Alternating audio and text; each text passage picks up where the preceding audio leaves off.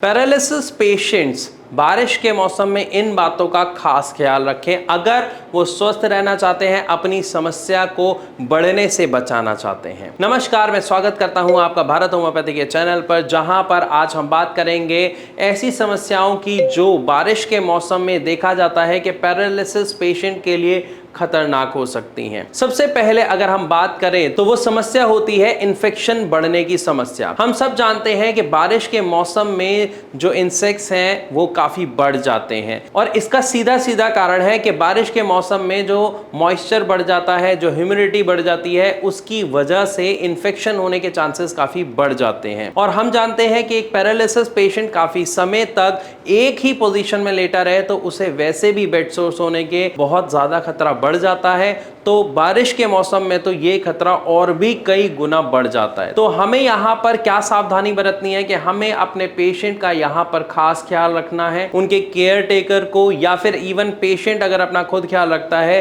तो उसे ये ध्यान रखना है कि वो ज्यादा देर तक एक ही पोस्चर में ना लेटें और अगर उन्हें पसीना आ रहा है तो वो समय समय पर करवट बदलते रहें और दिन में एटलीस्ट 2 बार वो अपने कपड़े चेंज करें और वो कॉटन के कपड़े पहने, क्योंकि कपड़ों से भी हम जानते हैं कि अगर आप सिंथेटिक क्लॉथ पहनते हैं, अगर आप कॉटन नहीं पहनते हैं तो पसीना मरता है, जिसकी वजह से इन्फेक्शन होने के चांसेस बहुत ज़्यादा बढ़ जाते हैं। Skin allergy, skin problem, infection, ये ऐसी समस्या है जो एक पैरालिसिस पेशेंट को सबसे ज़्यादा प्रभावित करती है और सबसे जल्दी होती है। इसीलिए ज़्यादातर डॉक्टर्स यही एडवाइस करते हैं कि पेशेंट का आप स्पेशली ये ध्यान रखें कि इनको कोई स्किन से जुड़ी समस्या ना हो जाए, जिसके लिए आपको पेशेंट को प्रॉपर साफ सफाई से रखना पड़ता है, उसका हाइजीन का पूरा ख्याल रखना पड़ता है और इवन पेशेंट को भी ध्यान रखना पड़ता है। और बारिशों के मौसम में ये खतरा कई गुना बढ़ जाता है, इसलिए आपको इस समस्या का खास तौर पर ध्यान रखना है। इसके बाद अगर हम दूसरी समस्या की बात करते हैं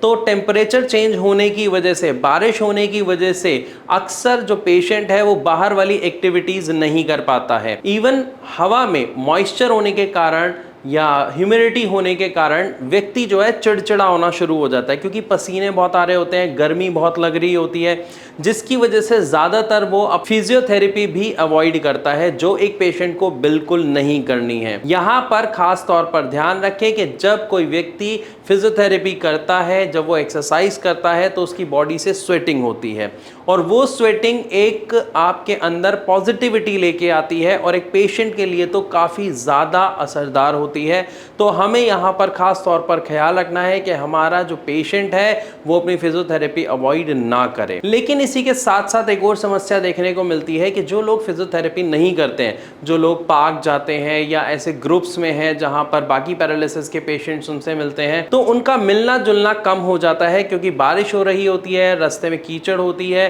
तो बाहर जाना लोग अवॉइड करते हैं। लेकिन इस अवॉइड का मानसिक रूप से बहुत ही गहरा असर एक पैरालिसिस पेशेंट पर पड़ता है, क्योंकि जब वो बाहर नहीं जाता है तो अपने आप को बहुत अकेला महसूस करता है, उसका स्वभाव बहुत चिड़चिड़ा हो जाता है, जिसकी वजह से वो खुद तो परेशान रहता ही रहता है, बाकी उसके घर के सदस्य भी परेशान होना शुरू हो जाते हैं कि इनके साथ ऐसा क्यों हो रहा है। तो अगर आप देखते हैं कि ऐसा स्वभाव आपके पेशेंट का हो रहा है तो वहाँ पर आपको खास तौर पर एक बात का ख्याल रखना है कि उनका जो एटमॉस्फेयर है वो थोड़ा हेल्दी हो। अगर वो बाहर नहीं जा सकते तो कोई आपके घर आ जाए या आप किसी के घर चले जाएं एटलीस्ट हफ्ते में एक बार, क्योंकि ये प्रोसेस हो सकता है कई लोग जो है रेगुलर पार्क जाते हैं, कोई एक दिन छोड़ के एक दिन जाता है, लेकिन लंबे समय तक अगर ये रूटीन टूटता है तो इसका नुकसान हमें एक पेशेंट के अंदर देखने को मिलता है। इसी के साथ साथ एक खतरा और बहुत ज़्यादा बढ़ जाता है पैरालिसिस पेशेंट के लिए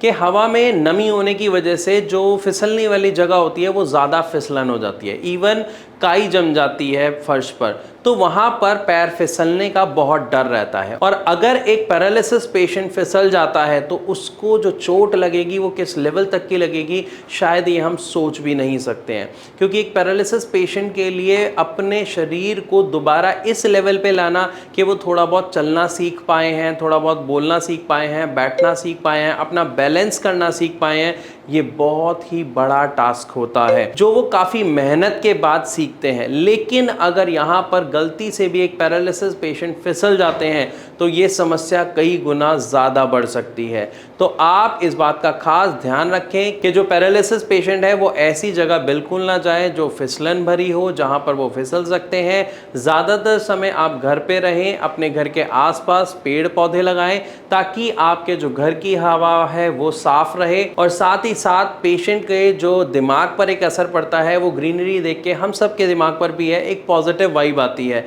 तो हमारा जो पेशेंट है वो हैप्पी रह सके, इसके लिए हो सके तो घर में या घर के आसपास पेड़ पौधे लगाएं। मैं आशा करता हूं इस वीडियो के माध्यम से आपको काफ़ी कुछ समझ आया होगा कि एक पैरालिसिस पेशेंट के लिए हमें बरसात के मौसम में किन चीज़ों का खास तौर पर ख्याल रखना है और क्यों। फिर भी अगर आपका कोई सवाल है तो आप कमेंट के माध्यम से हमसे पूछ सकते हैं। वीडियो अच्छी लगी तो लाइक ज़रूर करें। इसे ज़्यादा से ज़्यादा ऐसे पेशेंट के साथ शेयर करें जो लकवे के शिकार हैं, ताकि वो अपनी समस्या को बढ़ने से बचा सकें।